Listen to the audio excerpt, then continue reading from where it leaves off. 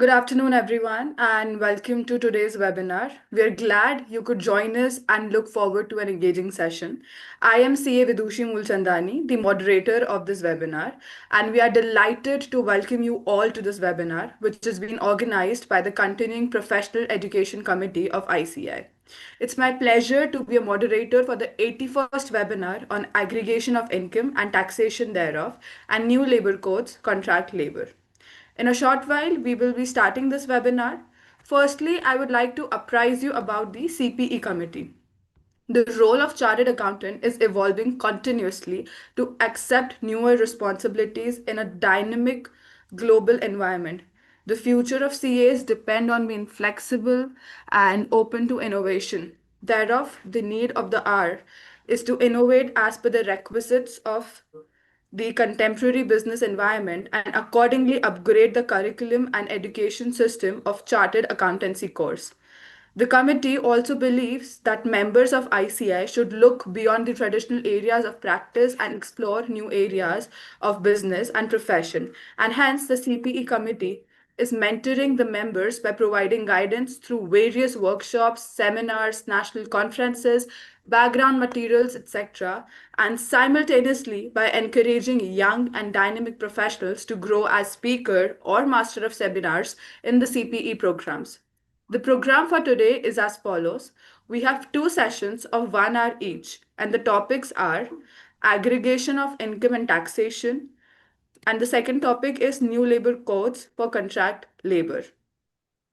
So, before we begin, uh, I would like to welcome the chairman of the CPE committee. Do we have you, sir, with us today? No, ma'am. Sir No, is he busy in a hasn't meeting. joined yet. So you can continue. And as he will join, he will take up the session. Okay, so then I think we can start with the first session for today.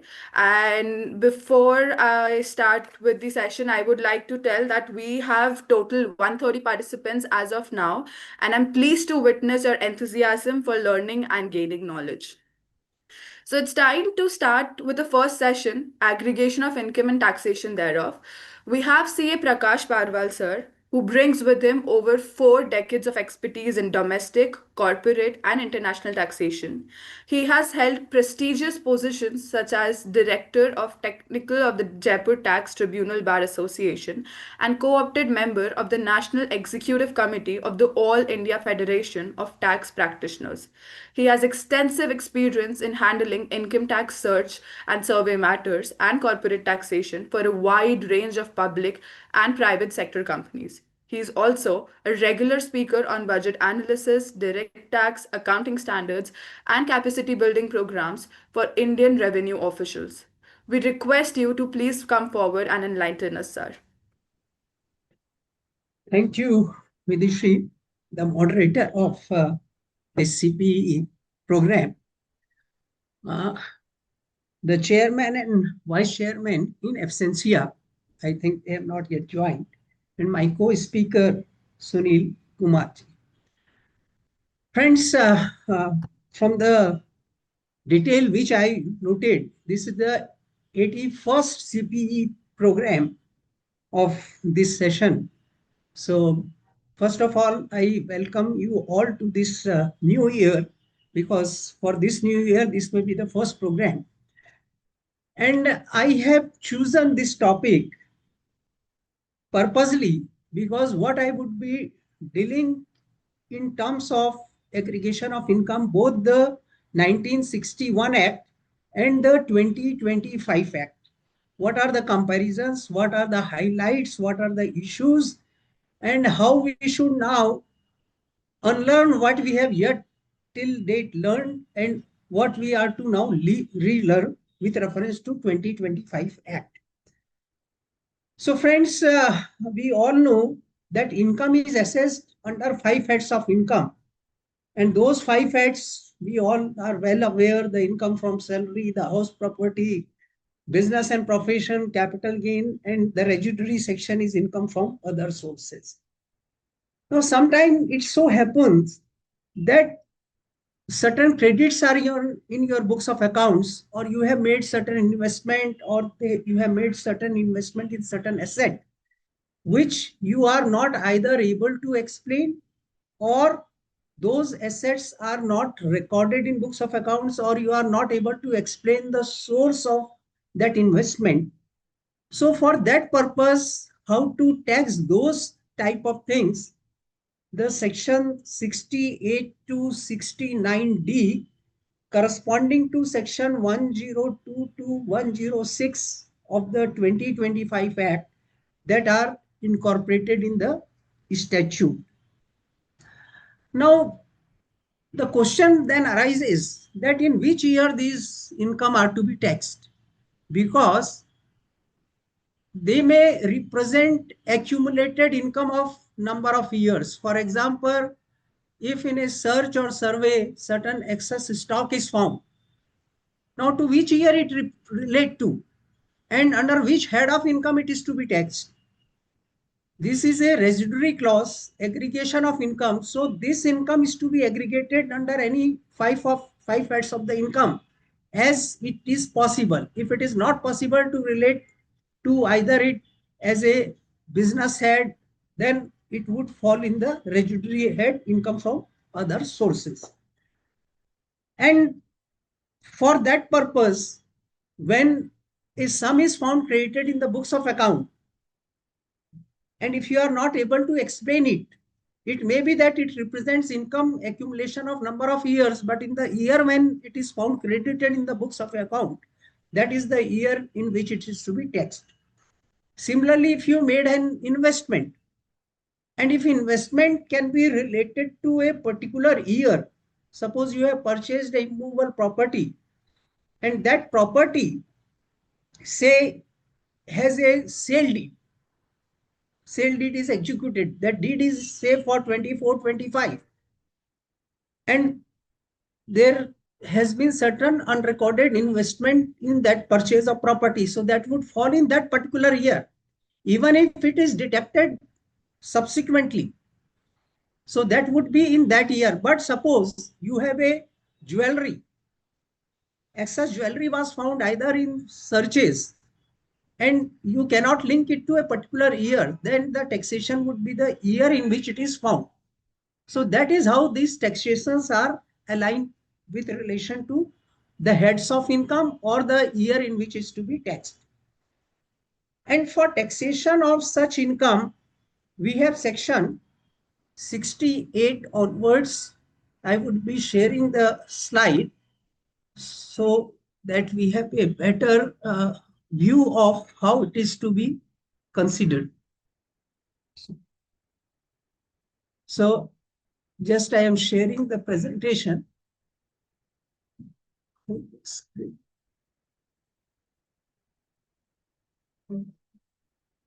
This screen is visible now?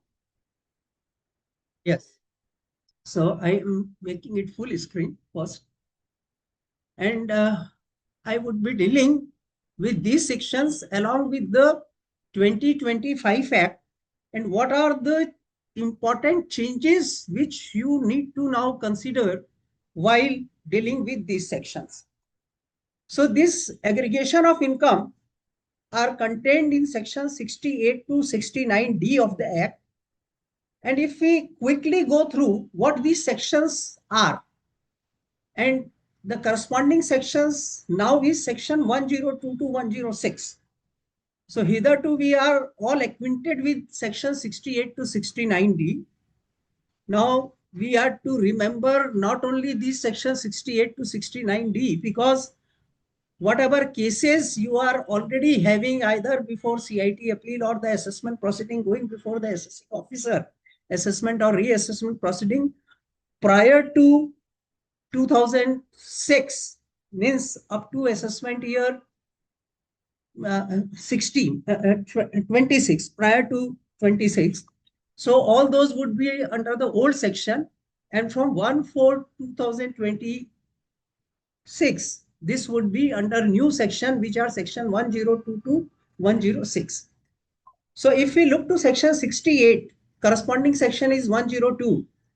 it talks about sums credited in the books without satisfactory explanation as to the nature and source that is assessed as an income. Section 69 is unrecorded investment, where source is unexplained. Then it is deemed to be the income of the investment year. So corresponding section is 103. Now 69A and 69B, these are two sections presently in the Act, which is somehow now 69 talks about ownership of unrecorded money, bullion, jewelry, valuable without acquisition source proof, that is taxed as income, whereas 69B is the excess investment over explained sources, that is treated as an explained income. So these sections is now merged in two parts, 103 and 104. Then expenditure source not explained, 69C, that is now incorporated in section 105, and amount borrowed or repaid on hundis. Now the important thing is one more item is added, negotiable instrument, under section 106 of the 2025 Act. If we go by a item to item comparison, then it can be noted that section 68, the present heading is cash credits. Now, new section 102 of 2025 Act is unexplained credit. So as against cash credit, it is now unexplained credit. And I would explain a bit later that why this name changed is giving a more better picture, more better acquaintance of what we are hitherto also dealing with. So cash credit name change to unexplained credit. 69 unexplained investment, that remains as such. It is section 103 of 2025 Act. 69A unexplained money and 69B amount of investment etc. not fully disclosed in books of accounts. Now these are two sections in the present Act, but now these two are merged either in 103 or 104. And 104 section is now unexplained asset. Instead of unexplained money, etc., or amount of investment, etc., not fully disclosed in books of account. Because already we have section 69 corresponding to section 103, which deals with unexplained investment. Therefore, part of 69B is incorporated in section 103 in 2025 Act, and 69A is incorporated in 104, and as against unexplained money, etc., because section says any money, bullion, jewelry, valuable article or things found. So now it is nomenclated as unexplained asset. And unexplained asset, what it means is also a part of the section. So unexplained asset includes money, bullion, jewelry, virtual digital asset. This is a new addition, virtual digital asset, or any other valuable article or thing. So 69A and 69B of the 61 Act is now incorporated as section 104 of 2025 Act. Now unexplained expenditure 69C, that remains the same as section 105, and 69D amount borrowed or repaid on hundi. Now that is now section 106, and it includes one more thing, which is negotiable instrument. So heading of this section is now amount borrowed or repaid through negotiable instrument, hundi, etc. So the scope is now enlarged. And how these are to be taxed? There is a section separately incorporated in the statute 115BBE, which talks of taxing the income of the nature referred to in section 68 to 69D. But now in section 107 itself, it is incorporated that income referred to in section 102 to to 106 shall be charged to tax as per the provisions of section 195. So 115BB is now 195. But how it is to be charged is mentioned in the abrogation of this section itself. So one is able to know that such income would be charged in section 195. So this is how these changes has been made in the 2025 Act. Now, if we go to the major changes, then you would notice that there are three major changes under the 2025 Act. First is heading of the sections. These headings of the sections has been changed to bring more clarity to the nature of section. The second is in section 69D, the word negotiable instrument has been added.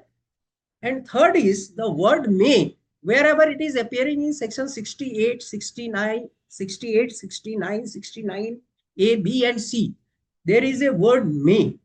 And now that may has been replaced with the word shall.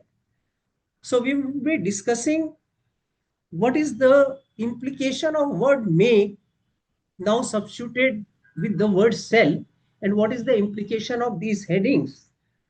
So if we go section by section, then first is section 68. Now we all know section 68 talks of, if we go by the heading, it is cash credit. Now this word cash credit gives a wrong impression that it is only a credit which is incorporated in the books of account as cash, which would be considered as a cash credit. To a general person, to a layman person, cash credit would mean any sum found credited in the books of account which is by way of a cash. But this is not so. In fact, the cash credit, we all do know and appreciate, that includes any credit found in the books of accounts, which is not explained. So the name has been changed from cash credit to unexplained credit, which gives a more reasonable view, or which provides a more clear view of what these sections talks of. So it talks of unexplained credit, which is credited in the books of account. It may be by way of a share capital, it can be by way of a loan or deposit.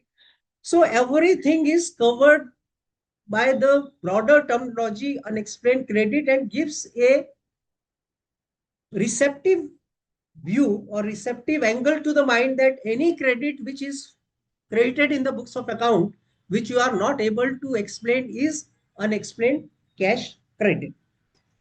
Now if we go to the sections itself, and even the meaning of cash credit has been all credits which is unexplained is also considered by this judicial pronouncement also, where the Bombay High Court clarified that nature and source requirement of cash credit under section 68 emphasizes proof beyond the heading. So one is not to go by the heading, one is to go by the substance or what is incorporated in the section itself.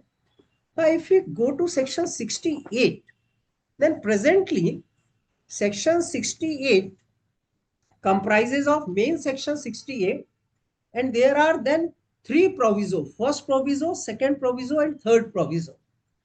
Now in 2025 Act, this section 68 is incorporated as section 1021, then first proviso as 102 within bracket 2, second proviso 102 within bracket 3, and third proviso is incorporated as 1024. So this is how this section has now been reworded. The overall meaning remains the same, except that word shall has been used in all these sections as against the word may, which was in the present act. So if we go to section 102 and compare it with section 68, in principle, everything remains the same except the use of word shall.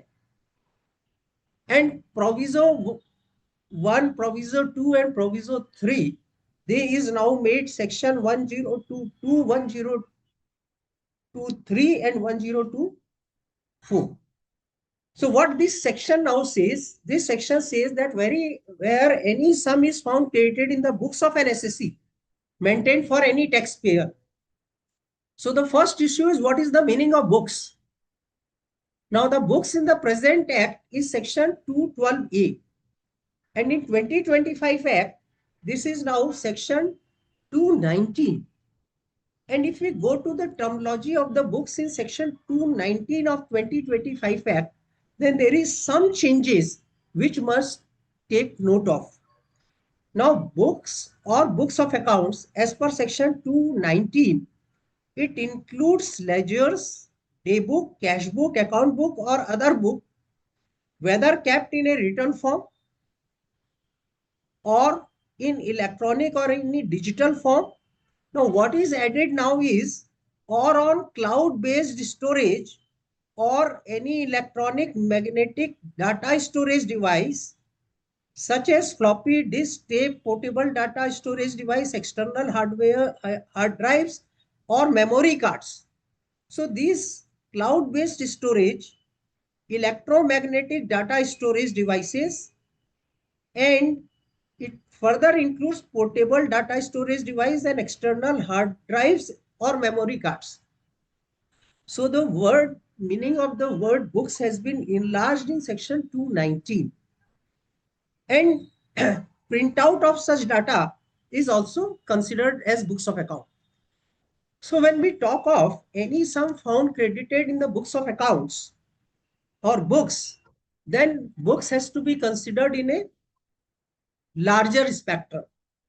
So anything, even in a pen drive, even in a floppy, even in a disk, even in the external storage device maintained in cloud. So everything is now covered as part of books of account. So this section says that where any sum is found credited in the books of an SSC maintained for any tax year, and SSC offers no explanation about the nature and source of such credit, or the explanation offered about the nature and source of such credit is not satisfactory to the opinion of the AO, then the sum so credited shall be charged to tax.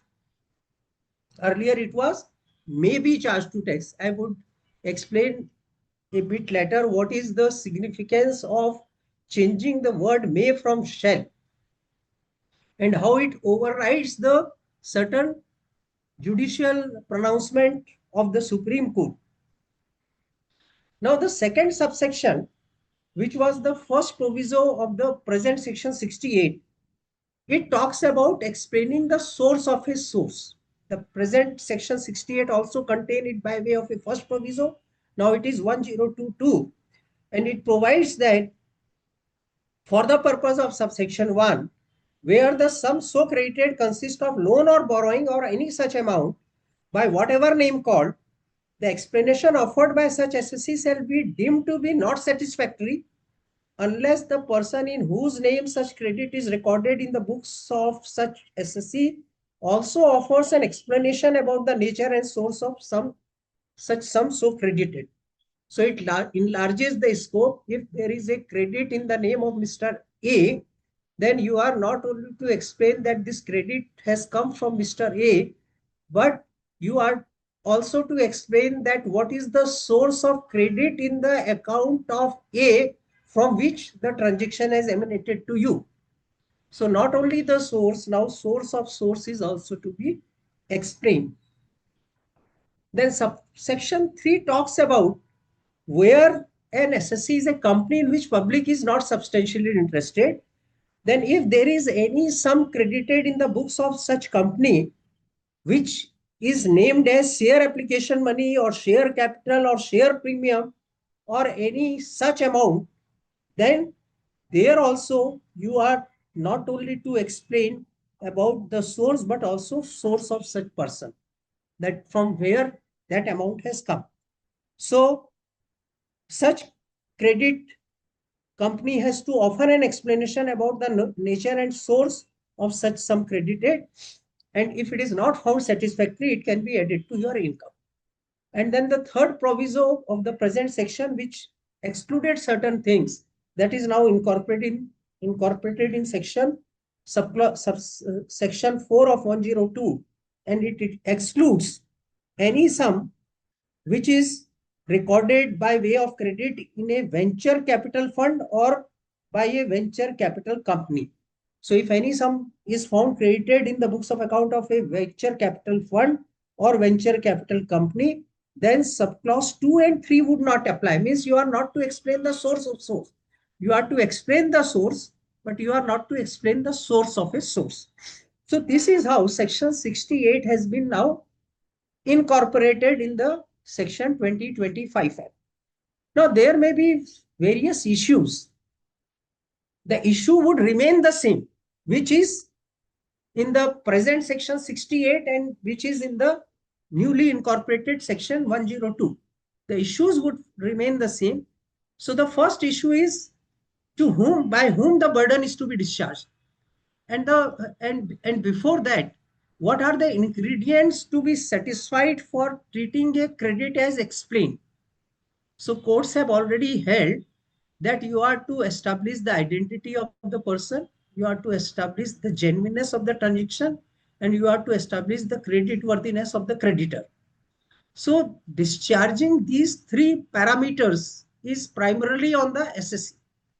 So SSC is to discharge all these three criteria: identity, credit worthiness, and the genuineness of the transaction. Now, how these are to be discharged? Now, for that, what is prevalent as of now that remains the same. You are to get a confirmation.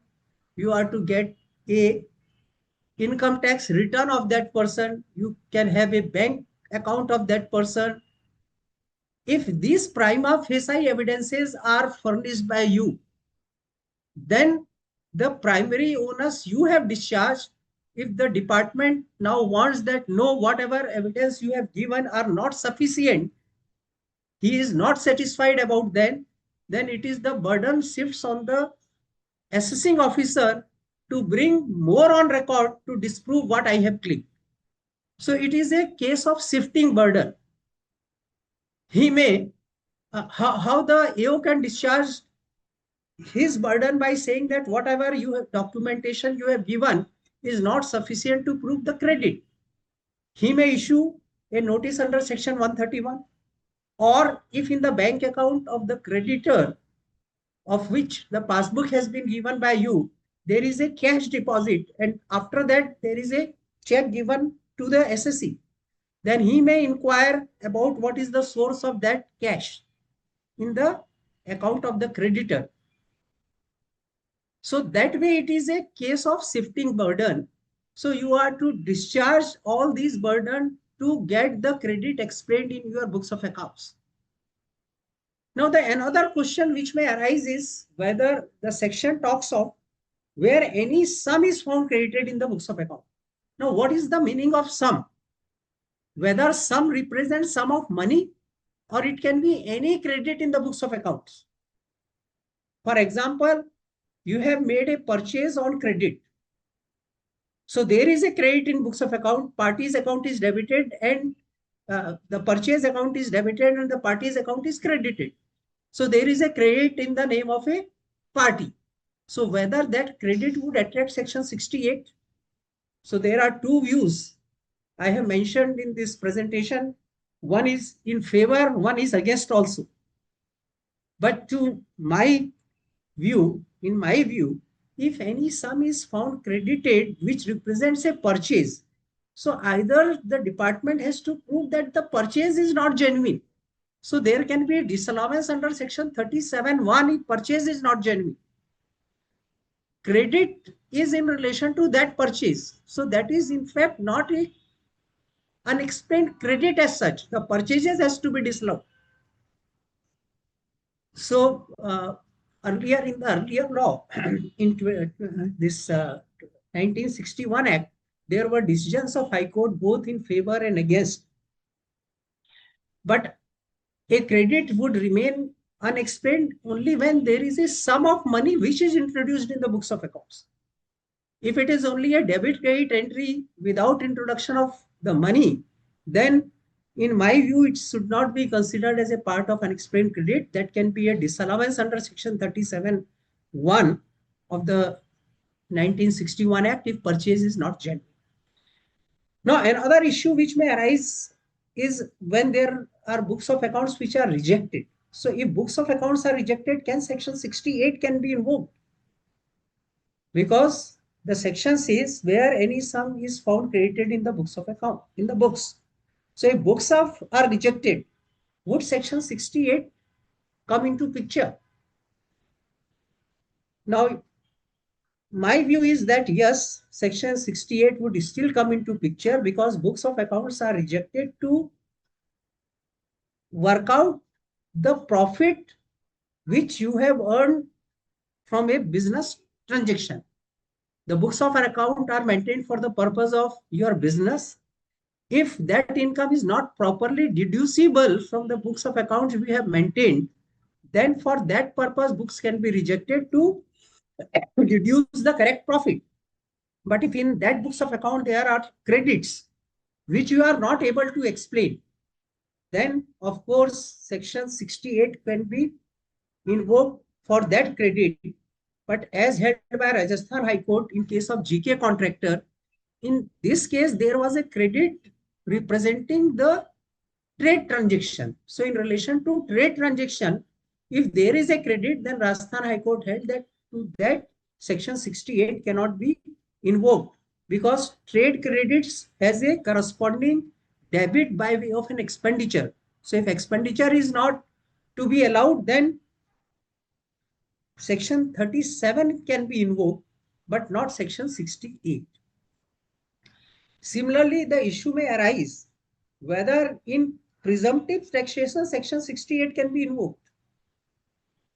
Because in a presumptive taxation, the presumption is that you are not maintaining books of accounts, or you are not required to maintain books of account, or even if you have maintained books of account, you want to disclose higher than the profit presumed in those sections. So instead of 8%, you want to disclose 15%, you have maintained books of accounts also. And there is a credit in those books of accounts. You have opted section 44 AD. Can section 68 be applied in such situation? So there may again be divergent opinion because presumptive taxation is to assess the income which you have disclosed in course of carrying out your business. But if in your books of accounts there is a credit which you are not able to explain, the department would definitely take a view that instead of 8% you have disclosed, your income may be 20%. So that extra part you have brought by way of a credit. So that would still remain a issue for litigation. Now, the next issue is whether bank passbook represent books of accounts. Sometime you would find that there is certain amount deposited in your bank account. There is certain credit in your bank account. And the AO says that you are not able to explain this credit, so I invoke section 68. Now, bank passbook is not books of account. And this has been held by various courts. If there is a credit in the bank account, then that credit can be considered as unexplained investment because a deposit in the bank account is your investment, but it is not a unexplained credit as such. So section 68 cannot be invoked with reference to credit entries in the bank statement or bank passbook. Now next is the credits. This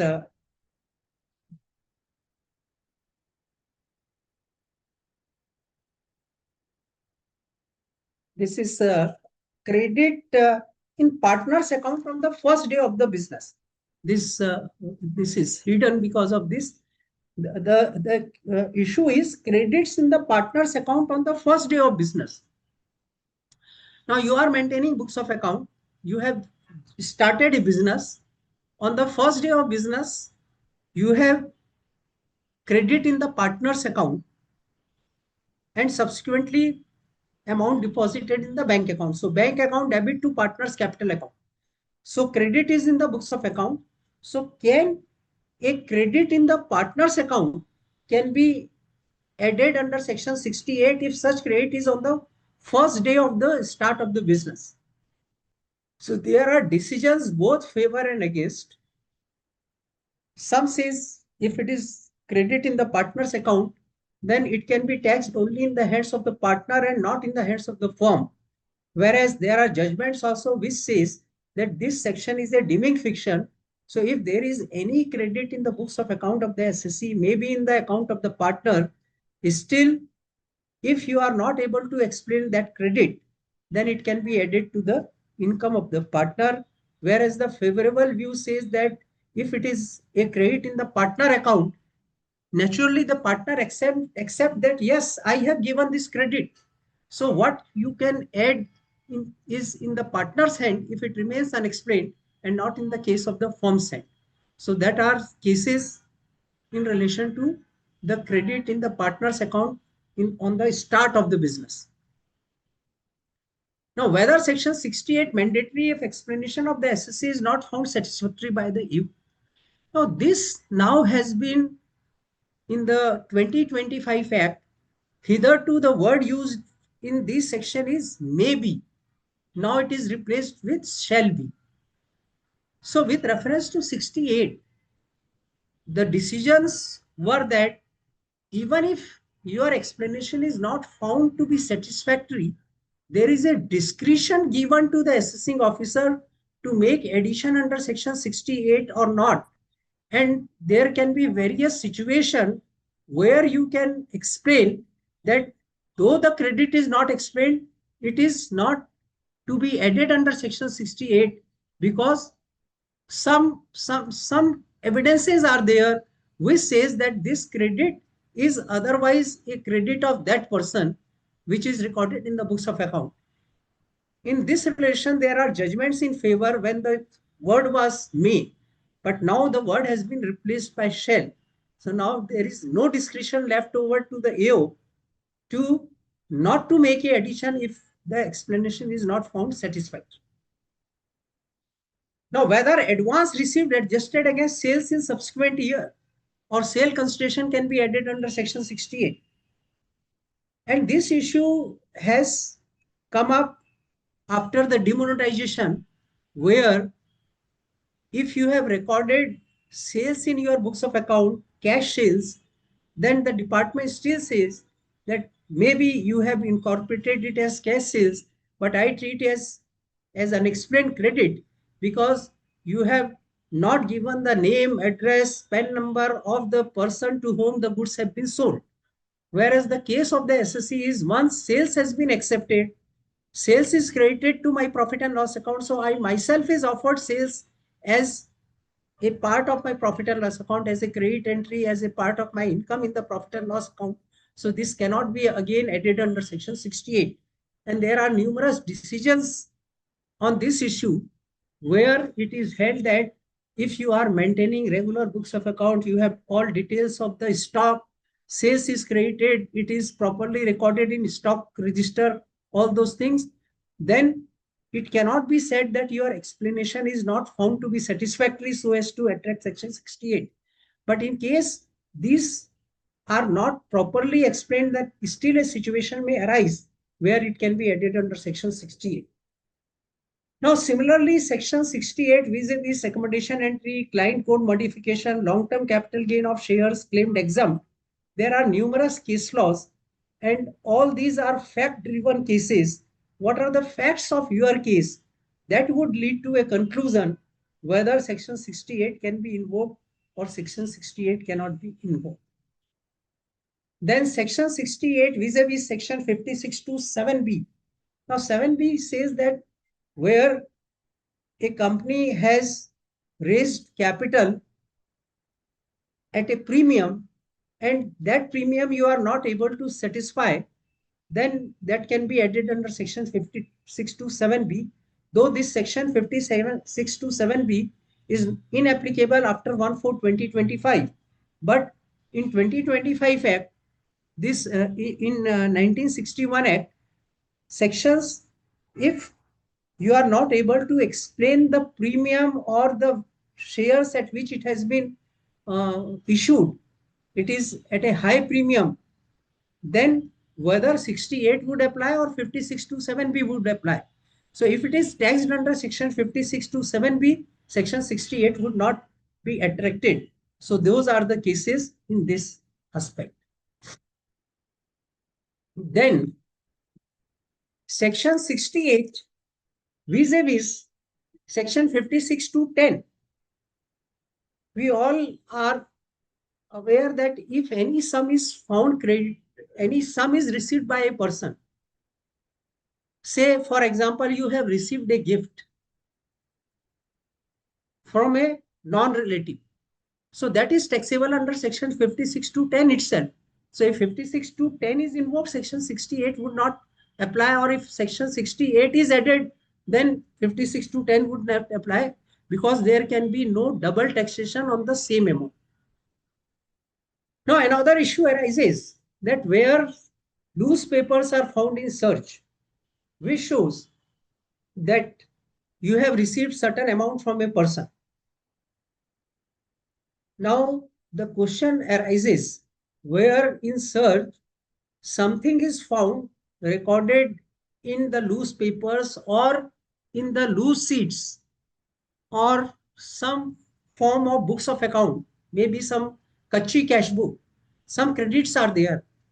Can those credits be considered as unexplained under section 68 of the Act?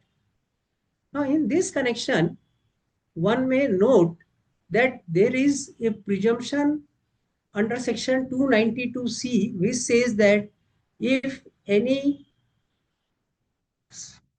thing is found recorded in any document which is found in course of search, then presumption is that it is true and correct, though it is a rebuttable presumption.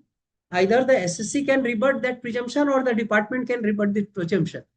So if in course of search certain credits are found in the newspapers or in the kachi cash book, can still department say that you have to prove the nature and source of this credit? Otherwise, we would tax it as unexplained credit under section 68 of the Act, ignoring the presumption of section 292C. This has to be considered with reference to other penalty sections, because it is a settled law that if you have taken a loan, loan being a capital receipt cannot be charged to tax. But if that loan exceeds 20,000 of rupees, then there is a equal penalty under section 271D for violation of section 269 SS. And if it is repaid also, then there is a equal penalty under section 271E with reference to violation of section 269T. So vis-a-vis, you are to consider in case of searches where certain credits are found, whether you are to explain that these are genuine credits, but consequently the penal provisions are attracted, or you say that yes, it is my own money which I have routed as a credit in my books of account, and you can take benefit of a peak credit because there are debit credit repayment also, so you can get a benefit of peak credit. So one has to examine this issue on case to case basis to be aware of how it is to be dealt with. Then the two proviso which has been inserted, the first was in relation to the company, and second which was in relation to the other parties, other person. You are to explain source of source also. So the question was raised whether this proviso which was inserted is retrospective application or a prospective application. So Bombay High Court decided in favor of this SEC, saying that you are to explain source of source only with reference to those credits which is appearing in books of accounts after 1/4/2013. If such credits were before 1/4/2013, you need not to explain source of source. But Kolkata Tribunal, took a divergent view where it said that section 68 is basically to tax the unexplained credit. So while examining the unexplained credit, the AO is not debarred from examining the source of the creditor also. And therefore, this is more a clarificatory type of insertion, which has to be considered as prospective in nature and not retrospective. But in view of the favorable decision of Bombay High Court, one can always take a stand that it is applicable prospectively and not retrospectively. And therefore, in section 68, where you have raised any loan or borrowing, this proviso was inserted by Finance Act 2022 with effect from 1/4/2023. So assessment year 23-24. So prior to assessment year 23-24, if there is a credit in your books of account representing a loan taken by you, then you can always argue that you are not to explain the source of source. But after any credit incorporated in the books of account in relation to assessment year 23-24 and onwards, you are to explain both the source of source also. So this is about section 68 vis-a-vis the current law of 2025 Act. Now the next section is section 69A and 69B. Unrecorded investment, now it is replaced by unexplained asset. So unexplained investment remains the same. Section 69 vis-a-vis section 103 remains the same. But section 69A and 69B, it is now replaced by unexplained asset. Now, unexplained asset is now more categorically defined in the section itself.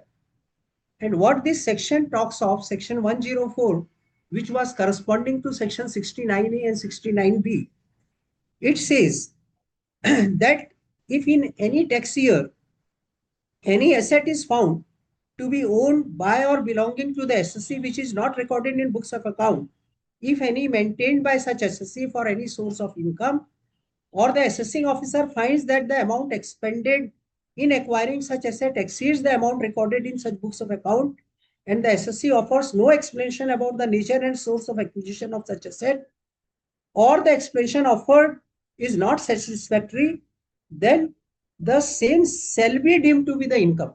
So the word may has been replaced to word shall. And unexplained and the asset has been defined to include money, bullion, jewelry. The new addition is virtual digital asset or other valuable article. So section 104, which correspond to section 69A and 69B, that is now more broadened to include the modern asset like virtual digital asset and to prevent potential ambiguities. So this is how the new section 104 replacing 69 and 69D is now more broadened.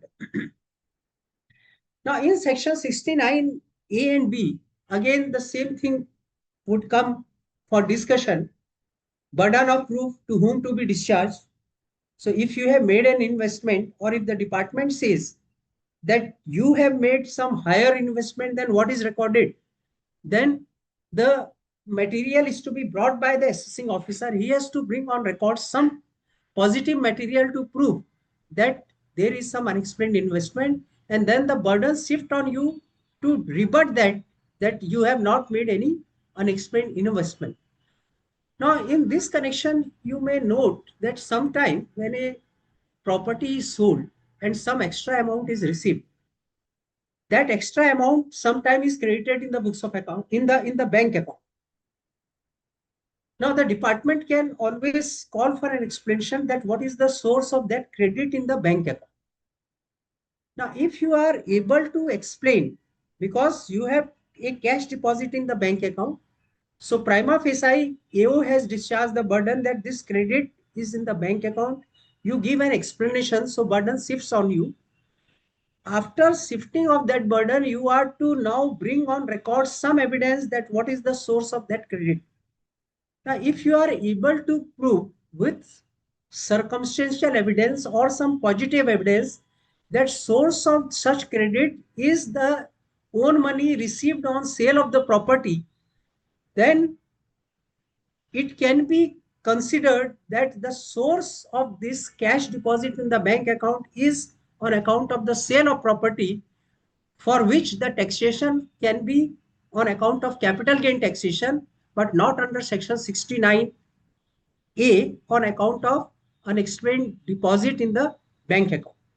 So that is how one has to discharge the burden of section 69A and 69B vis-a-vis the investment made. Now, sometime it so happens that you have, for the purpose of obtaining higher loan facility, cash credit facility, hypothecation facility, you declared higher value of stock to the bank vis-a-vis that found in the books of accounts, that found recorded in the books of account. Can such extra stock value declared to the bank can be assessed to tax under these sections? There are two views possible again. One has to prove on record that the value which is declared to the bank is higher for the purpose of obtaining the higher limit. If that can be proved, there are cases in favor, but there are cases against this also, because whatever you are declaring to the bank is on verification, that is, this is the stock which I am having. So once you have given it on a verification that this stock belongs to me, which is more than what is found recorded in books of account, then difference can always be added under these sections. So these things goes on the basis of evidences on record. But with the wordings now used as shall, it would be difficult to explain that the excess stock is not added under these sections. Same is the sale of commodity in excess of quantity recorded in books of accounts. So if the quantity which has been sold is in excess of the quantity recorded in books of account, then definitely this would be a case of addition under section 104. Now, expenditure on non-verifiable purchases. So if you have incurred an expenditure on purchases which you are not able to verify, so section 69, whether section 69C would apply or section 69 would apply. You have recorded a purchases in the books of account, but that purchase is not verifiable. And correspondingly, you have a stock in the books of account also. Purchase is not verifiable, stock is available, corresponding stock is recorded in books of account. So 69C applies when an expenditure is not found recorded in books of account. You have incurred an expenditure, but it is not found recorded in books of accounts. So section 69C would not apply. Section 69 may be attracted vis-a-vis section 37, whether it is verifiable, not verifiable. You have to bring evidence on record by way of various evidence like the transportation, the payment, all these document. If you are able to prove the stock quantity, corresponding stock quantity being sold, so if all these evidences are brought on record, then of course these sections may be avoided. Otherwise, there can be addition in these sections. Now, household withdrawal, there is low household withdrawal of a partner in case of a firm. Can addition be made for such unexplained household withdrawal in the case of a firm? So these are the points which on which there can be both situation, both views can be taken, whether it is to be added in the hands of the partner or in the hands of the firm. It would depend upon the facts of a case. Difference in the cost of construction recorded in the books vis-a-vis the DVO report obtained under section 142A or own money paid on purchase of immovable property. So all these things are fact based. You are to bring on record the factual situation to demolish the burden which has been shifted by the assessing officer to the on the assessee. So you are to bring on record all those evidences. You may have to bring on record the valuation of a registered valuer to counter the DVO report. You are to bring out the deficiencies in the DVO report to prove that cost of construction which is recorded in books is true and correct, and the DVO report is on estimation. These are the deficiencies, and only then you would be able to discharge your burden. One issue may arise that if there is a unrecorded expenditure, there is a search or there is a survey, certain unrecorded expenditure is found, but simultaneously there is certain undisclosed income is also found, some unrecorded sale is also found. So can an SSC claim that the source of such expenditure which is not recorded in books of account is the undisclosed sale which is also not recorded in books of account? So if you are able to prove that the undisclosed income is the source of unrecorded expenditure, then there cannot be an addition of section 69C, but whatever is the undisclosed income that can be added to the income. But the expenditure section 69C, because you are able to explain the source of that expenditure which is not recorded in books of accounts, section 69C would not apply. Now, one more interesting situation may arise. Suppose you have filed a return, and in that return you have shown certain tuition income or agriculture income, and you are not able to substantiate the tuition income or an agriculture income. Can such income be assessed as your unexplained asset, or your and that income, say, is deposited in the bank account or incorporated in form of some asset? So whether such income would be considered for the purpose of section 68 to section 69C or not. So if in a return you have disclosed a tuition income or an agriculture income or any other income which you are not able to substantiate, then such income can be brought to tax under the ambit of these dimmed sections of section 68 to 69C as may be applicable. So section 69A or section 69B or C, those can be invoked, and though if it is assessed under this section, it would attract a higher tax rate. So this is about this section, section 68, 69, 69A, B and C. Now we come to section 69D. I think I can take another 5-10 minutes. Sure, sir, sure. Yeah. 5 minutes, sir. 5 minutes. 5 minutes. Now section 69D has enlarged the meaning of the word hundi to include negotiable instrument. So let us first know that what is the hundi.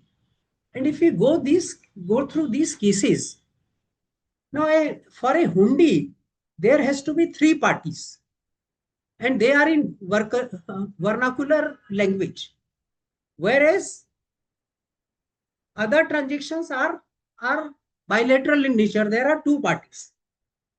So what has been held by the courts, that if a document is found which shows that you have taken a loan from a person, so A person has given loan to B person, a person A has given loan to B person, it is not a hundi, it is a promissory note.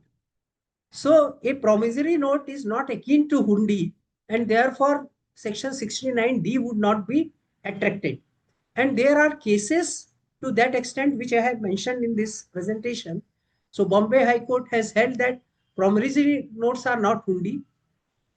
Documents on letterhead for a bilateral transaction in English are not a hundi.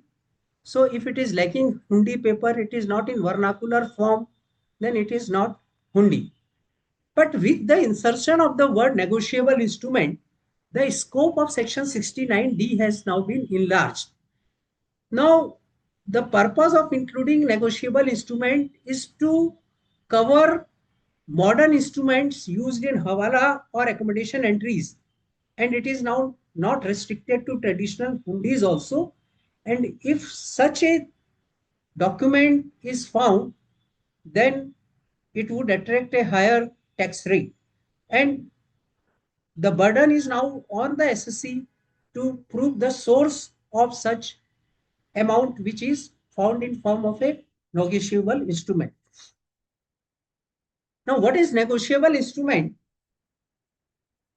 vis-a-vis the hundi? So, negotiable instrument is under the Negotiable Instrument Act 1881. So, the purpose of including negotiable instrument in the scope of Section 69D, which is now replaced by Section 106, is to bring all those dubious transactions into the tax net by invoking Section 69D. So even if you have borrowed a loan, you have borrowed a amount, it is found in such that you have borrowed a amount, A person has given to B person, you can claim that it is a capital receipt. Yes, it may be a capital receipt, but because of Section 69D of a deeming fiction, it shall be deemed to be your income. So now the scope is much broadened by insertion of by section 106 of 2025 Act vis-a-vis section 69D as was in 1961 Act. So one has to be very careful now to invoke of section 69D, and the department would also now try to make an addition of a loan found in during the course of search or survey operation in section 69D, so as to negate the claim of the SSC that it is a capital receipt. These are certain cases which says that what documents are not hundi. So I have already explained here that the hundi is different than a promissory note, but with the insertion of this negotiable instrument, those difference is now cleared up, and everything would now be considered for the purpose of taxation under section 6090. The word may and shall I have already explained. So may was given a discretion to the courts whether to make an addition or not, but now the word has been replaced as shall.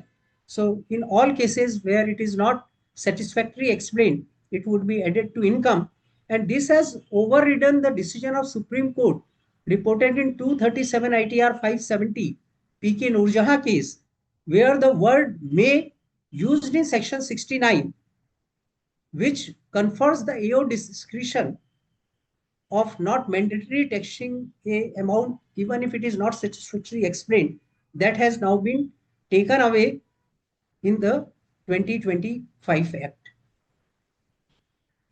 Now, whatever addition is made under section 68 to 68 to 69D corresponding to section 102 to 106, now these are taxable in the present act under section 115BBE. Now the corresponding section is 195. Section remains the same. The rate of tax is now 60% plus 25% surcharge plus cess in the present act. Now in in section 195, the rate would be 60%, surcharge and cess would be by the uh, Act, Finance Act, whether that is introduced in those sections or not.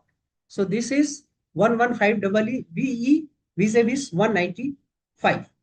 And then penalty, which was 271 AAC levied at the rate of 10%, it is now incorporated in section 443, penalty of 10%. It remains the same.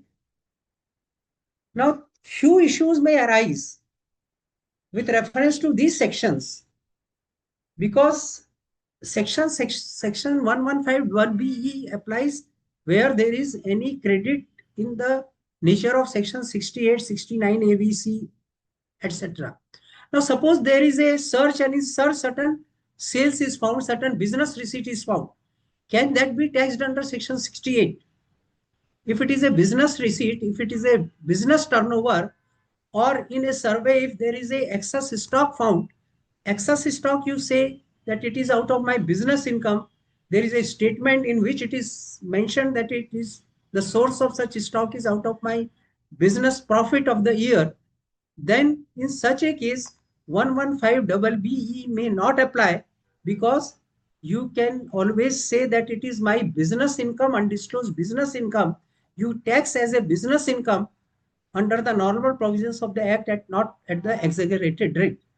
Now, another issue which may arise is that this section 115BBE was introduced way back in 2013, but the rate was changed from 30% to 60% by way of Taxation Laws Second Amendment Act 2016, which was introduced on 15th of December 2016.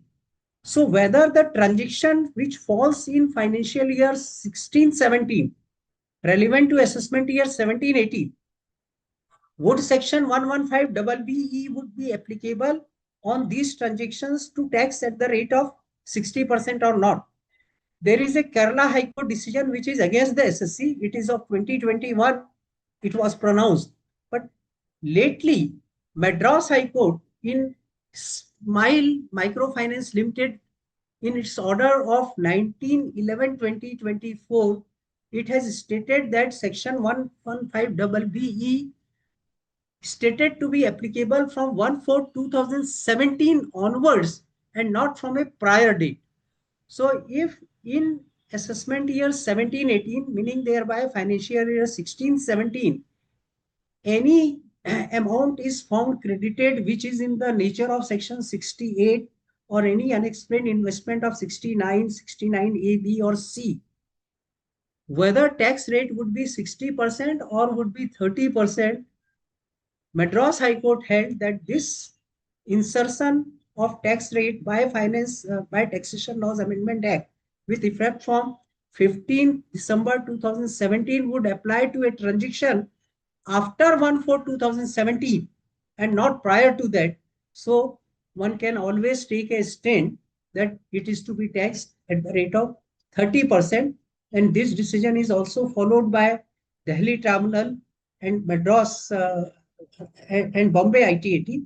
So there are judgments to this effect that 115BBE for assessment year 17-18 tax rate would not be 60%, but would be 30%.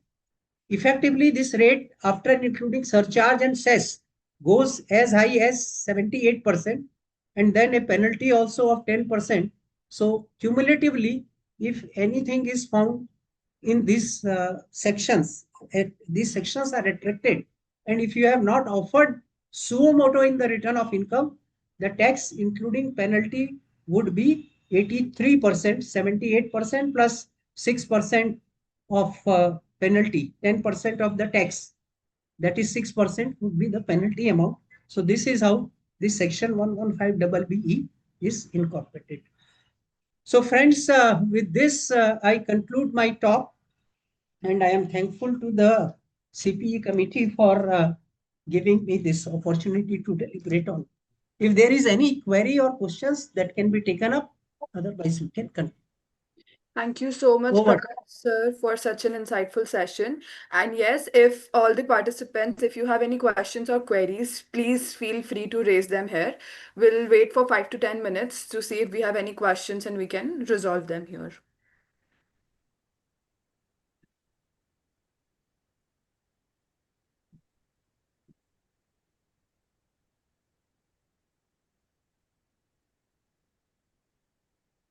I announce it again to all the participants. If you have any questions related to the topic, please feel free to raise them here.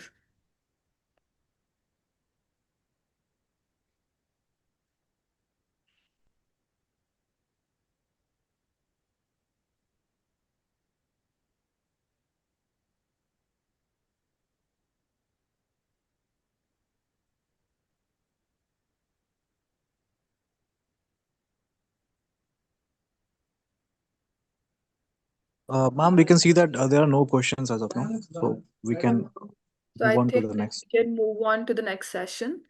Okay, so next up we have CA Sunil Kumar sir, who is a practicing chartered accountant since 2011. He's also a qualified company secretary and LLB graduate and has completed DISA from ICI along with certifications in concurrent audit, forensic audit and peer review. He has extensive experience in PF ESI advisory, labor law compliance, and forensic and transaction audits, including matters under the IBC.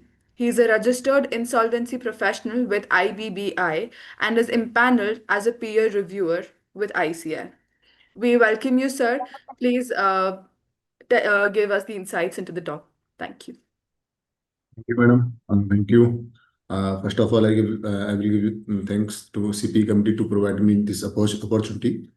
So today we will discuss about the new labor codes and we will focus on the contract labor provisions.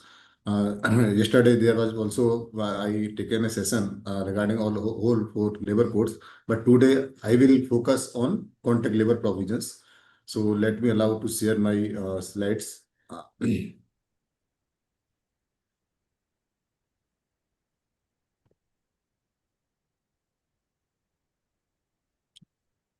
Madam, it is visible. Yes, sir, it's visible. So good afternoon, everyone. Myself, C.S. Sunil Kumar, from Jaipur. Today we are discussing about the new labor codes provision. We will focus on contract labor. So I have highlighted here some important points and some important definitions. We will understand one by one. First, we understand how the contract labor provisions has been incorporated in the new OSH Code 2020.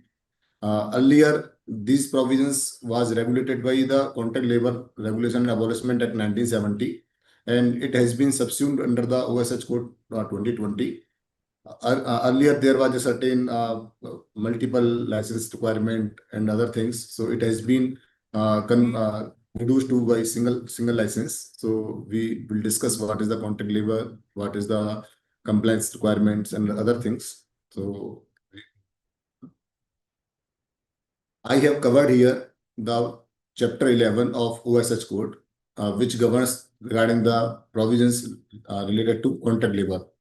So this section, only part 1 of chapter 11 contains the provision sections 45 to 58, and draft central rules has been come to as published. So rule 75 to 90 is related to contract labor. So we will touch upon some important points here. Before starting before understand the provisions regarding contract labor, we will have to understand the definitions of contract labor. Okay, who is the contract labor? So section 2 clause M specified and has clarified what is included, what is not included, and what is the meaning of contract labor. So first of all, first part is the deeming fiction. Okay, a workman shall be deemed to be an employed as contract labor if he is hired in or in connection with the work of an establishment by or through a contractor. It means if any workman is appointed by contractor or through a contractor, then it will be deemed as the contract labor. And second part, it's a very important in this new codes. It has been included. It includes the interstate migrant workers. If and there are any interstate migrant workers, so it should be included in the definition of contract labor. And accordingly, contract labor compliances will have to be done by the contractor as well as the principal employer. Third part is knowledge requirement, key whether the principal employer has the knowledge of that contract labor or not. It doesn't matter if there are other points to be covered. It will falls under the two prior provisions. Then it will be treated as contract labor. Knowledge requirement doesn't matter. So why I have mentioned here the definition of contract labor. Employers and contractors will have to understand okay, and restructure and review their workforce, okay, whether it will fall under the definition of contract labor. Because interstate migrant worker has been modified also, has been amended in the new labor codes. So it will have to be needed to review the contract labor. What is not covered under the contract labor? It has been there are four principles in the definitions which will not be covered under the contract labor. The first is the regular employment. If any worker is regularly employed, and second point, these four principles, that these 4 points should be simultaneously completed. Yeah, should be complied. Otherwise, it will be fall. If all these four principles are complied, then it will not be covered under the definition of contract labor. So first is regular employment, and second is the governed by the mutually accepted standards. Yeah, it means if a worker has been appointed on a permanent basis, then it will not be covered. Third point is periodical increments. If worker gets the periodical increments, regular increments, then it will not be covered under the contract labor. And fourth point is social security benefits. All social security benefits, including provident fund, including pension scheme, gratuity, and other things. So all four these provisions are being complied by the employer or by the contractor, then it will not be fall under the definition of contract labor. Otherwise, if any one is breached, then it will be covered under the definition of contract labor. So we have seen that who is covered or who is not covered. Now we discuss the definition of contractor. It's a very important. Contractor, we have three type of contractors. Okay. One contractor who provide the manpower. Second contractor means contract who undertake to execute the works for the principal employer. And third, it is specifically include the subcontractors. So in this definition, subcontractor has been included in the definition of contractor. So number of queries arises.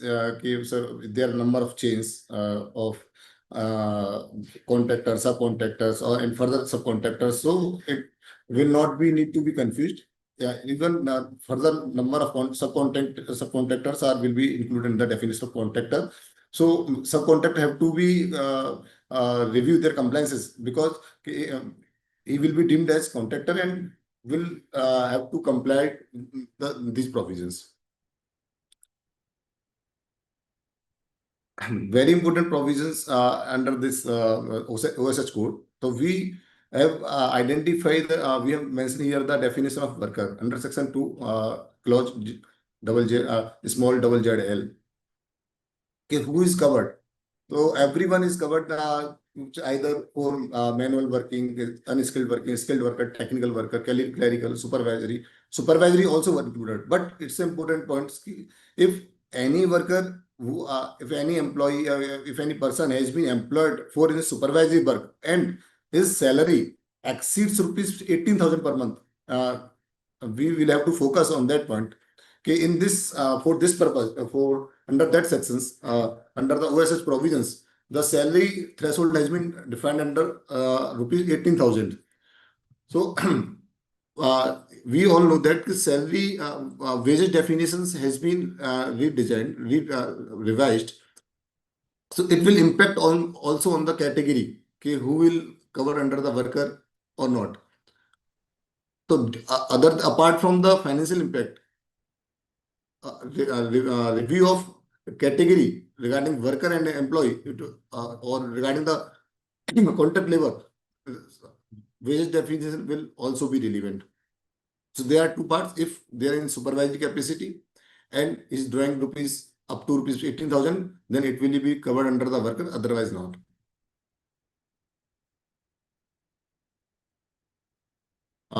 We understand the definition of establishment here. Section 2, clause V. Here, very detailed, very wide definitions are here. Any workplace where 10 or more workers are employed, either occupation, profession, and everything. कि or and second factory.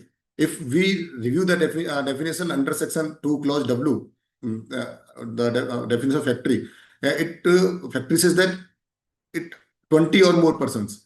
But for the purpose of this course, the establishment, even factory has 10 persons, then it will be covered under the definition of establishment.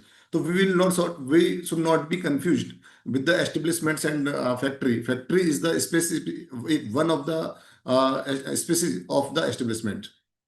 And if there are hazardous activities, then this limit may be reduced or ignored.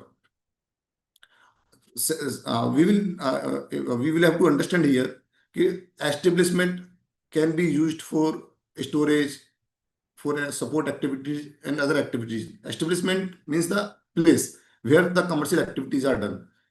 So we should not be confused. There are one very important questions here. If sir, it is a NGO, not profit institutions, whether it will be the establishment or not. If there are such kind of activities in that place, then it will be covered under the definition of establishment. The nature of employment, nature of employer, nature of entity, it will not be relevant under these definitions because the labor codes is applicable on the establishments. So this definition is very, very important. One more important definitions under this clause, section 2 clause P, core activity. This is need to understand here because section 57 prohibits the contract labor in the engagement of contract labor in the core activities. So what law defines under section 2 clause P, a core activity means any activity for which the establishment is set up and includes any activity which is essential or necessary to such activity. The three parts in this definitions: main core activity for the for which the establishment is set up. Then these activities, for these activities, the contract labor cannot be employed. And along with these activities, if any activity which is essential and necessary to such activity, and for these activities also the contract labor cannot be appointed. So to understand what is not be included under the core activity, the law has specifically excluded the sanitation, housekeeping, security services, canteen operations, and other supporting activities. If it is not the main activity of that establishment, then it will not be covered under the definition of core activity and where core labor can be employed. So to determining the core activity, we should understand the business objective of the establishment, the activities which the business and establishment is functioning, their services, their operations. So after implementation of this code, the establishment should review the contract labor in which activity the contract labor has been engaged.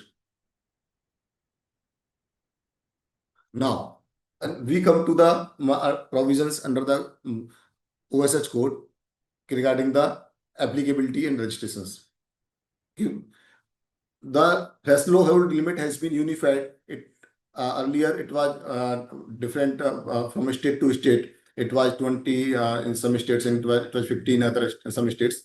So now these codes had specified that if any principal employer employing 50 or more contract workers. So we have already discussed who will cover under the definition of contract workers. Must register the establishment. So first, section 45 says that if there are in preceding 12 months, if any day 50 or more contract laborers are engaged, then establishment has to be registered. Second is for the contractors. Similarly, in the same another side, contractor who employ 50 or more workers should obtain the license. We say here the license. Contractor obtain the license for that purpose. Important point to understand here कि the 50 worker threshold is across all contractors engaged by the principal employer at any given time. यानी जो अपन जो हम देख रहे हैं यहाँ पे कि एस्टेब्लिशमेंट की जो रिक्वायरमेंट है, the requirement of registration to establishment is 50 or more contract workers. So it is an aggregate, not only from single contractors. It may go from either from 5 from one contractor, 10 from another contractor. So it should be consolidated. If he has engaged 50 or more, then it will have to register. And one important change is here.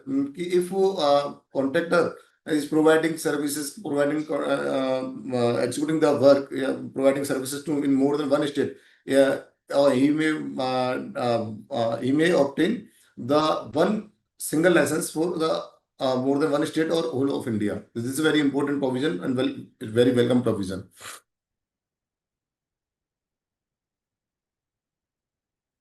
Now we move on the wage liability. Now this is the important questions. It is the important provision, important confusion. Who will pay? Who is the liable for payment of wages?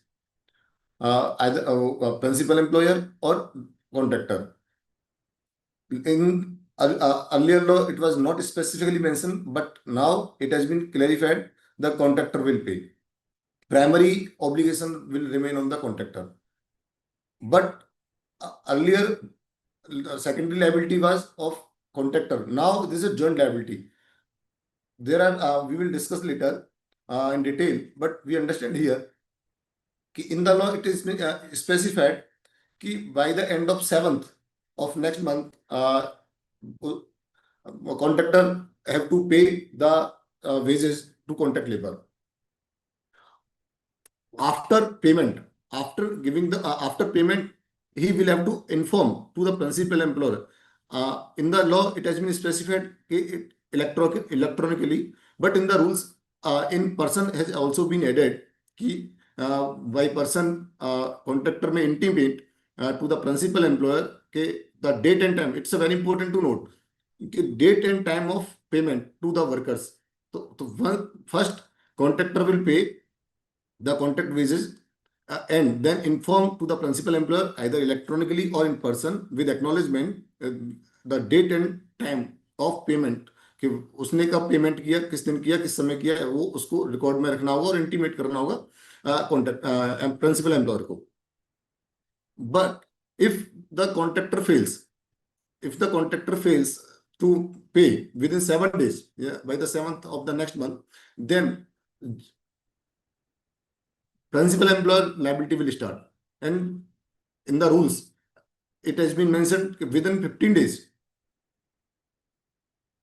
principal employer will have to pay their liabilities. So now law has very clear contract labor, the wages of the labor cannot be delayed either recruiting through contractor. So it will be paid by the principal employer. Now we can say that it is like a principal employer is the statutory guarantor. And further, if within 15 days employer PE does not pay the wages to contract labor, then the appropriate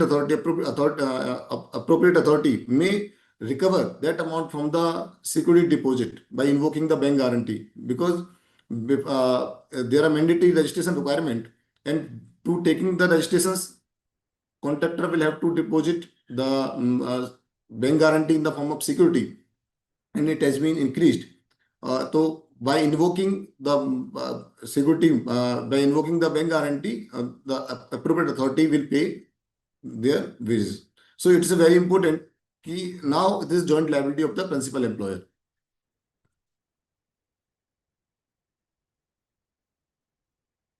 We discussed earlier that regarding section 57 ki for core activities, contract labor cannot be engaged. Contract labor cannot be engaged in the core activities. So we will discussed here earlier. In law, it has been specifically mentioned. So establishment will have to review whether core contractor is engaged in which activities, and will have one important point here to understand if any existing contract labor is here, so he may continue until the contract is expired. I have mentioned here some compliance risk area. So for the professionals, he may advise to the clients. So first is core activity classifications. We have discussed earlier that a contract labor cannot be engaged in core activity. So and core activity definition has also been modified, has been amended in the new labor codes. So the professionals may advise regarding the core activity, what is core activity or not. So it will assist to the employer. Second, it's a very important wage payment verification. We have we have discussed that it's a very important to pay the wages within timely, within 7th. So and principal employer liability triggers after 7th if it is not paid.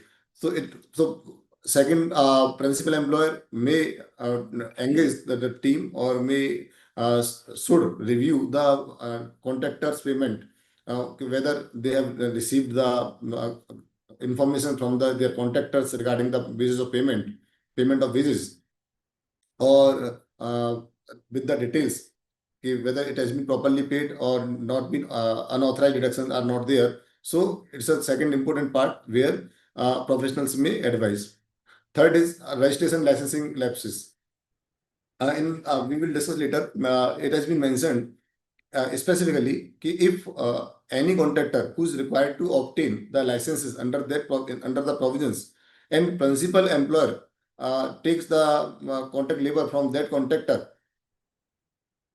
then it will be deemed to be contravention of the provisions. Then principal employer will be defaulter. So before engaging any contractor, before assigning any work to the contractor, principal employer should review their licenses, whether they have valid license or not. Because in license it is mentioned number of workers he may provide. So it should review properly. Only obtaining the copy is not sufficient. If there are any deficiency, then principal employer will be liable. Fourth important point I have covered, welfare facilities. In law, it has been specified for certain facilities will be provided by the contractor itself, and or some are will be provided by the principal employer. So he should review whether the contract labor has been provided the welfare facilities as per law or not. And fifth, we will discuss yesterday, and also I am mentioning here interstate migrant worker issue, ISMW. This definition has been amended. In earlier, in interstate migrant worker, only that workers was covered which was recruited from other states and come to another state through contractor. But now, if any if any labor comes to its own and appointed by the contractor, then it will also be covered under the interstate migrant worker.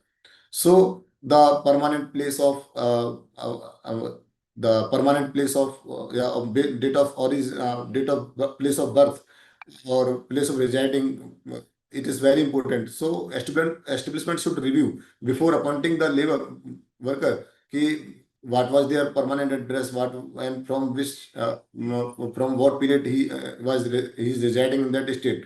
If there are any something compliances regarding the interstate migrant worker, it should be compliant. I have made a matrix which compliance should be done by the compliance principal employer, or which should be done by the contractor here.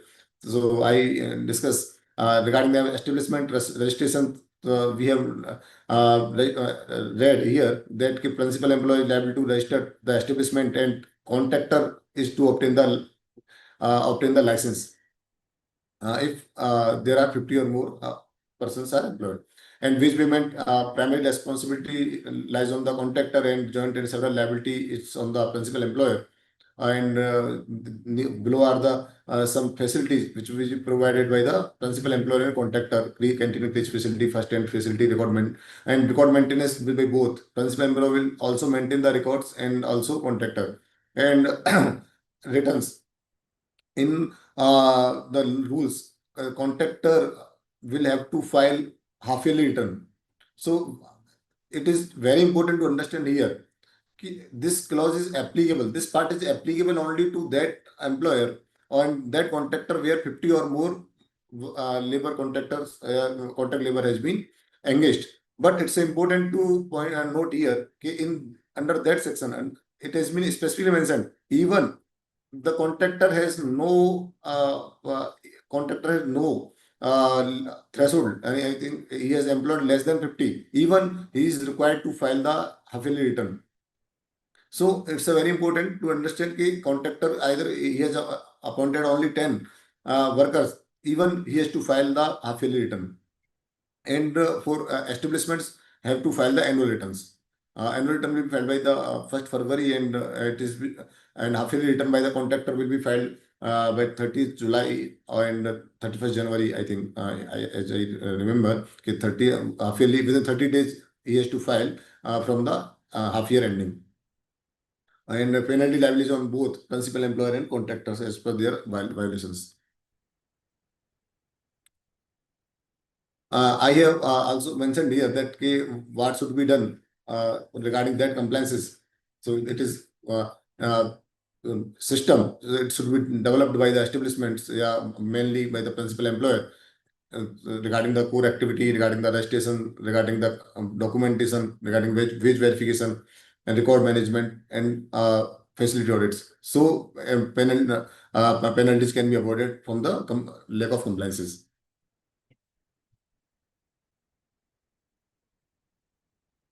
Now, I have mentioned here relationship, the principal employer with the contractor.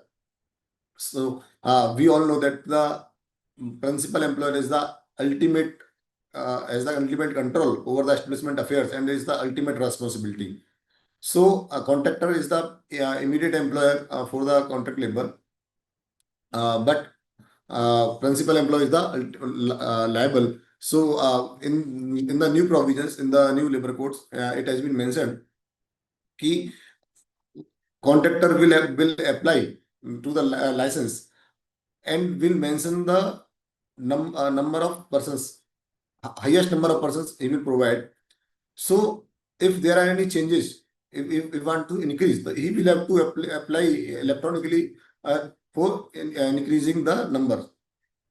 And accordingly, he will have to deposit the security money, will have to provide the bank guarantee.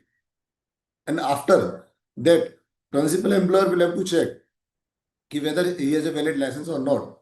And it's a very important point to note here in law and rules, if there are any changes or if contractor has obtained any new assignment from any contractor, any principal employer, then he will have to report, he will have to intimate to the authority electronically. So one license will be obtained and it will be intimated and updated day to day. Yeah, we can say the event basis regularly. No more time limit has been there.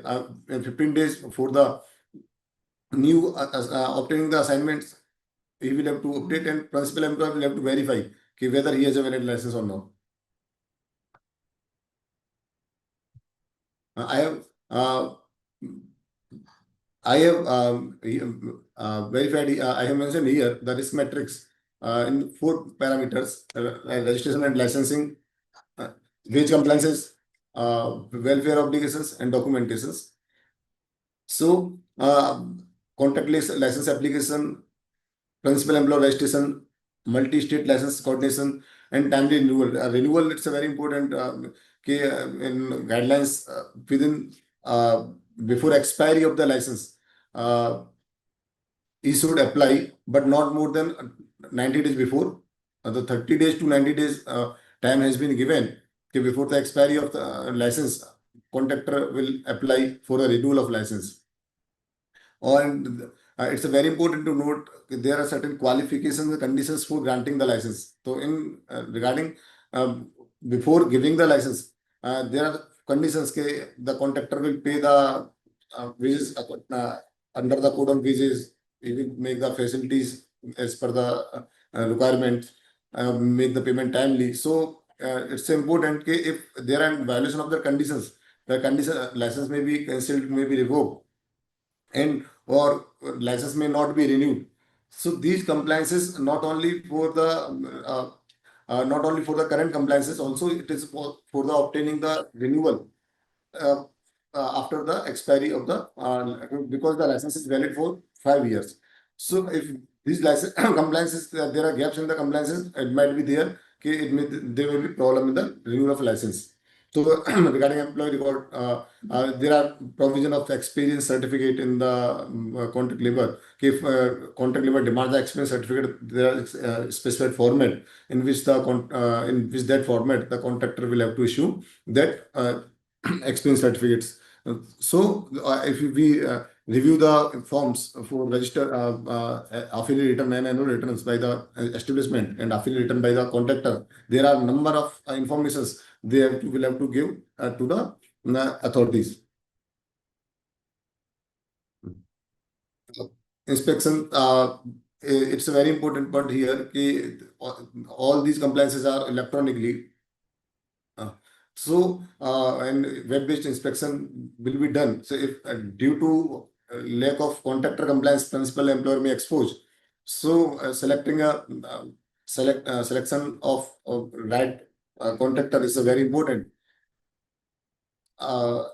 Principal employer should take caution regarding the selection of their contractors, whether contractor is compliant with the labor codes or not. The proper documentation or records will support both establishment and contractor. I have mentioned here some draft central rules provisions. Okay, rule 75 to 70, rule 75 to 81 is regarding licensing framework in form 12, application by the contractor regarding the license. And I think form 13, he will obtain the license. And rule 82 to 86 is regarding the responsibility of contractor and intimation of obtaining of new assignment and new work contract.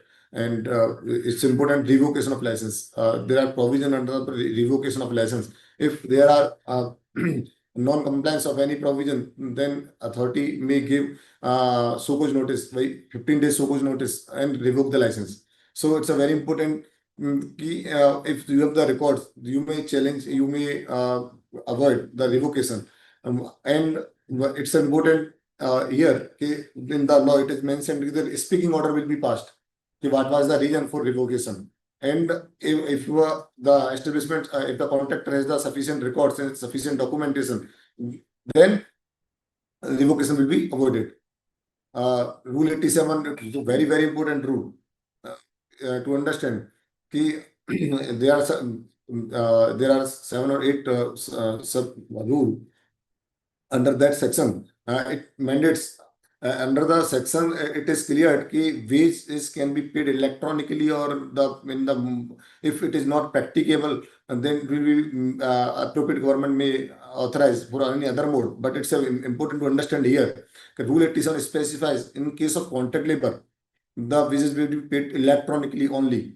So there are various challenges in for the establishments and contractors how they will manage, because in the rule for contract labor, other than bank payment, no any other mode of payment of wages is not allowed. Rule 88 default and recovery. If we have already mentioned and we have already discussed, if the wages is not paid, contract labor is not paid by the 7th, then joint liability of principal employer. Principal employer will have to pay within 15 days.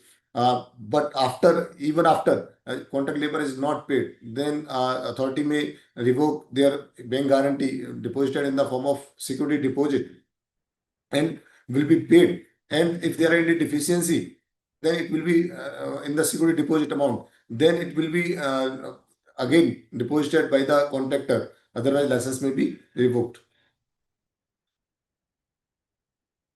we have already discussed in this slide that there are 50 plus threshold in look back period is 12 months. In previous 12 months, if there are any if on a single day 50 more than 50 workers are appointed, then section 45 is applicable and license requirement is there.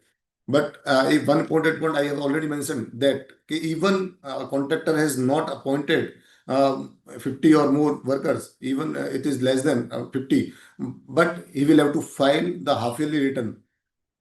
So number of threshold worker is not applicable to file the half yearly return. It's so important here. Section 45 provides the exemption for in two cases. If the establishment works for intermittent work as there or seasonal characters.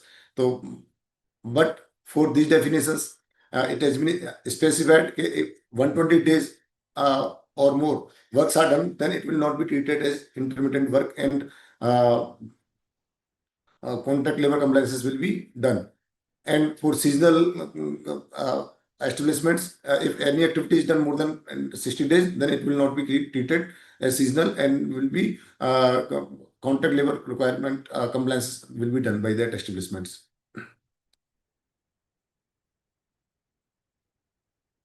Very important point here is section 47 specific says that if the contractor has not obtained the license, then he shall not execute any work through contract. So this is important to understand to both contractor as well as principal employer. Before doing any before taking any contract, before executing any contract, he should obtain the valid license from the authorities. And if renewal is pending, then it should be renewed timely. On renewal, same fees and posted. And should review time to time the contract license. It's very important. It says where the license will be applied in Form 12 and it is license is valid for 5 years from the date of issue, subject to the conditions for on which the license has been issued. Very important point to understand.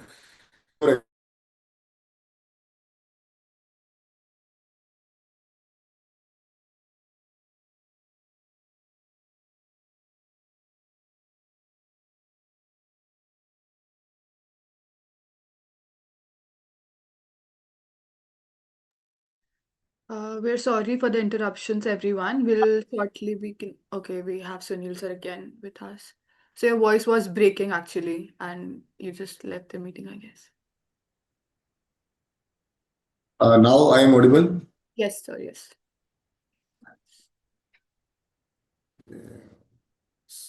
Yeah, the screen is also visible. Yes. Yes. So we were discussing about the amendment. For example, if any contractor has obtained the license for 500 workers and he wants to increase, so he may apply for amendment and will have to deposit the license fee accordingly and will have to deposit the security amount as per the number of workers he wants to engage.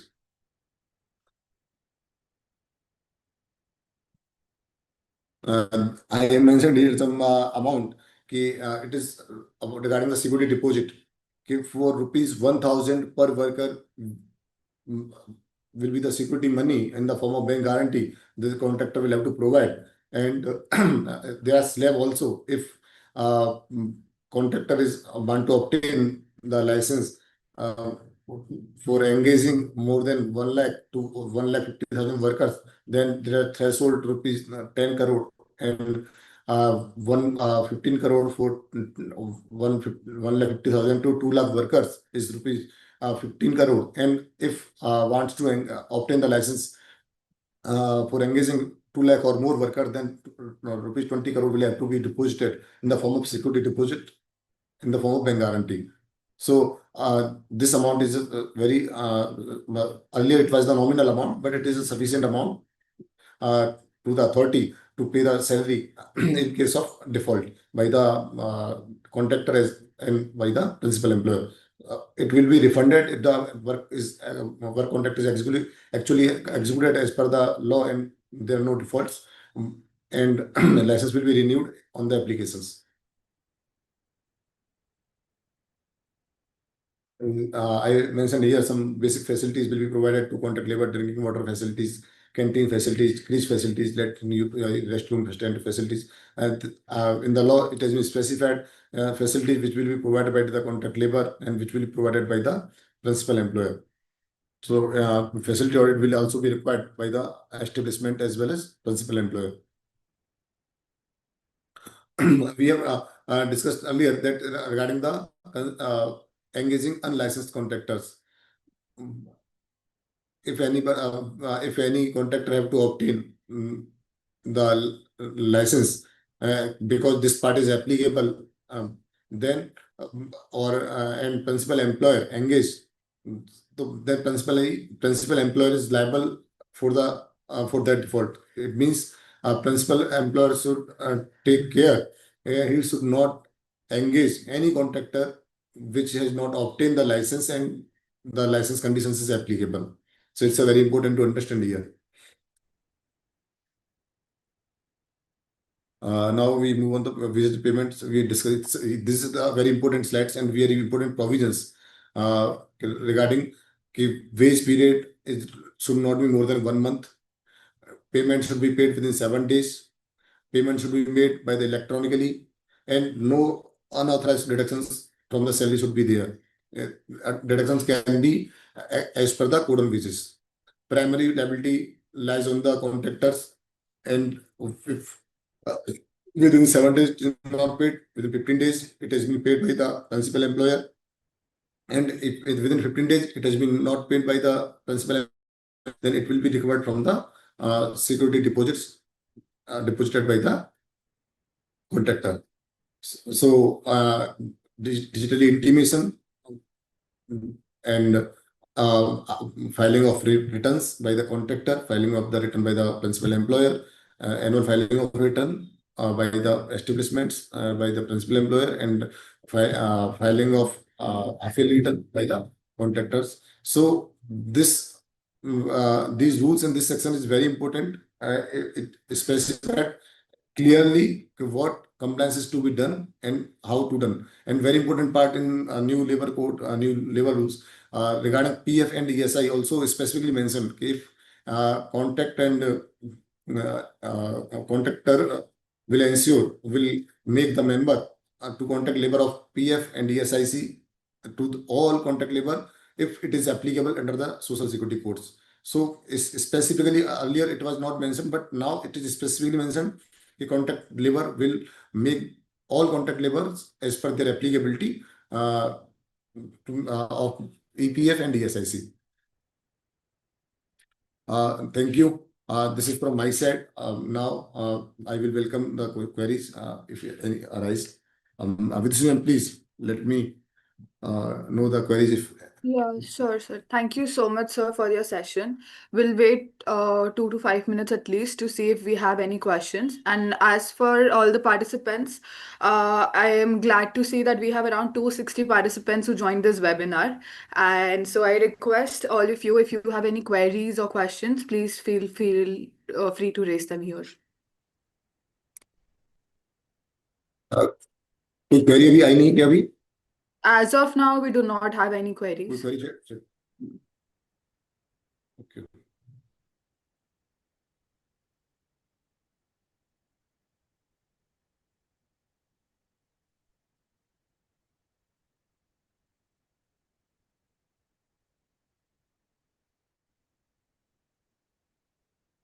I think number of participants are less compared to yesterday.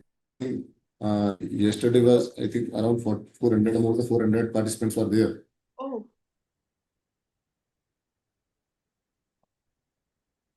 So in the Parvalsa session also not any query, and I think process is not attended. Maybe we cannot say the reason why the participants are less today. No, no, Sir, no, we have a question. no, no. I think Uh, because it's very Okay, sir. So there are two questions. One says that if so should I dictate the question? yes, yes, ma'am, please. please. Sure. So the first question is if license is not taken by contractor having 50 employees, is there any penal provision on him? Yes. Yes, yes. Principal employer is liable. No, it will be deemed as the it is a general penalty under the clauses. If it is the violation in the part of principal employer, so principal employer will be liable to engaging for engaging that contractor. Okay. So I hope, Tushar, your query is clear here. The next question we have is, if a contractor has already taken license under old law, should he apply for new one? Yes. No, no one. Already he will. This license will be valid Okay. till the expiry. If till the expiry, existing license will be valid. No need to require. Okay. And then the next query is, will these provisions apply to companies with CIRP process and IBC? Yes, yes, ma'am. It's very important because I'm an insolvency professional also. So, new labor codes will not any provide relaxation to any company, to any establishment, either in the CIRP or under the IBC provisions. So, all provisions is applicable equally to all establishments. Okay. So I guess Srinivasav, your query is also clear now. Then the next question is, what is the most beneficial part from those provisions in contract labor to employer? It's a very important questions, and I think the single license earlier it was that for every contract the law license, contractor will have to had to obtain the license for each contract. But now this is a requirement of single license. It will be valid for 5 years. And one important part is कि if there are no threshold limit, threshold number of workers, I think we say the 50%, and is required to obtain the license to obtain that work contract. Number of authorities, number of government assignments are there are certain conditions कि उसको उस contract को लेने के लिए उसके पास licence होना चाहिए बट उसकी लिमिट नहीं है 50 की, वो 20 या 25 में फॉल करता है, तो उसके पास ये ऑप्शन है कि वो उस कॉन्ट्रैक्ट उसका असाइनमेंट के लिए specific work related licence obtain कर सकता है। और दूसरा उसको हर कॉन्ट्रैक्ट के लिए अलग से लाइसेंस नहीं लेना। और थर्ड इज वन की single licence for more than one state and for entire India. Earlier it was not clear, but now in the law it is mentioned that if any contractor wants to provide their labor in more than one state, he may obtain a single license for more than one state or for entire India. So there are 3 or 4 important provisions it will support to employer. Okay. So I guess that these are the only questions that we have with us. So thank you so much. We have, I can see some thank you in the questions list as well for the ones you've answered the queries. So I would like to extend my thanks to all the participants and also to the esteemed speakers for joining this session and sharing their valuable insights with us. And I would also like to thank the CPE committee for giving me the opportunity to moderate this session. So thank you everyone for your time and participation. And I think we can close this webinar now. Thank you so much, everyone.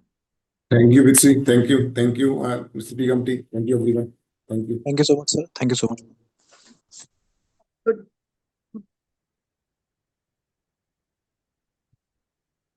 Okay. Thank you, sir. Have a good day. It was great listening to you.